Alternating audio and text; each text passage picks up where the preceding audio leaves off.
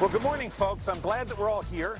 This gives us an opportunity to go down to the stream where we can gather some of the water quality data, and we're going to do a general assessment of the site. So let's get going. You know, when we first encounter these kids, their vision of their neighborhoods are streets and buildings. And they're amazed that there really is a whole ecosystem that underlies the city. If we don't care for this community, who will? We have over 1,000 students each year that work with us both in school and out of school, and also during the summer. Let's just review what we think is happening with urban noise and the way that birds sing. We know from the studies that were done. So our goal at the Institute is to get young people outside to discover the environment that's around them. In the meantime, to do this as active scientists.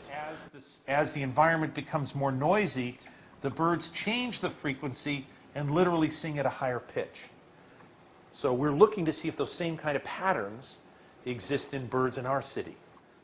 So off we go.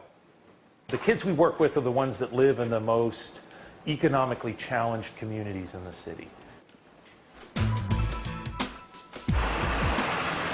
We've created a myth in America that to be successful, you go to school, you get good grades, and then you leave your neighborhood. And the problem with that model is that it's causing our cities to decay. Tree measurers. Going to start with that tree. It's a simple leaf. Yeah. And it's alternating. Yeah. And That's a pineate. Yeah, it's pineate leaf. There is a tremendous sense of hopelessness about young people. When I work with these young people, I feel hopeful because I see the excitement, I see the ownership, I see the stewardship in their activities and their beliefs. So what are you hearing?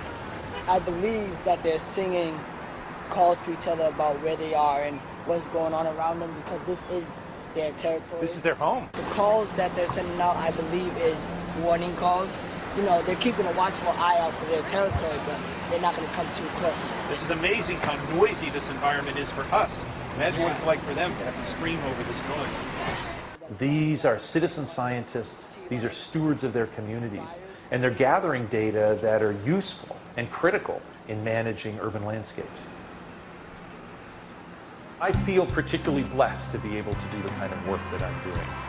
I ended up dropping out of high school because I needed to help care for my mom who was sick, and I went to work full-time. And for me, it was non-traditional mentors that helped me on my pathway.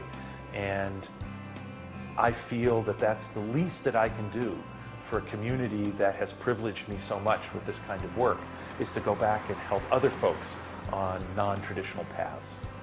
All these people driving by in their cars have probably never given this place a second look. No, this was all white noise to me, like the bird song. You know, I didn't have a care for trees.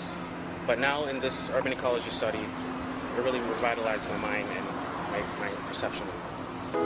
We can reach these kids in these urban centers, in their neighborhoods, and help them see just how beautiful and how much opportunity really exists in their neighborhood.